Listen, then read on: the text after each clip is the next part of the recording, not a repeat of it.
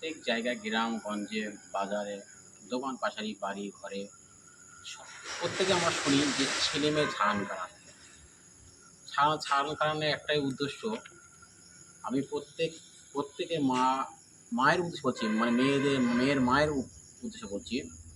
যদি কোনো স্বামীর বাড়ি কোনো বউ বা কোনো মেয়ে যদি অত্যাচার হয় বা অত্যাচারিত হয় বা স্বামী যদি মারধর করে, সেই মেয়ে যদি কান্নাকাটি করে কান্না করে যদি বলে মার কাছে, তাহলে সেই মায়ের উচিত যে মা তুই সংসারটা কর, এরও অশান্তি এরকম হতেই পারে।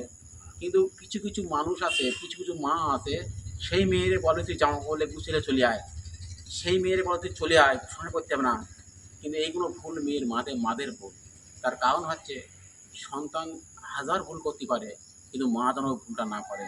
আমি প্রত্যেক মায়েদের উদ্দেশ্যে বলছি, আজ ছাড়ান কারণ আমাদের বিশেষভাবে মুসলমান বর্ণে বেশি হচ্ছে এই মায়েদের ভুলে। এই মায়েদের উদ্দেশ্যে বলছি, তোমরা মেয়েদের সতে রাখো ও সচেতন রাখো। আর মেয়েদের যদি কোনো অশান্তি হয়, তোমরা বুঝিয়ে রাখবে। কেন, সংসার করতে গেলে খুনের অন্যায় মারধর হবে, কিন্তু একবার কেন, একবার ছাড়া দুবার, দুবার ছাড়া তিনবার বুঝিয়ে সেই মেয়েকে স্বামীর ঘরে পাঠাও। দেখবে তোমার মেয়ে বা আমার মেয়ে বা অন্য কারোর মেয়ে জীবন ছান কানার হবে না।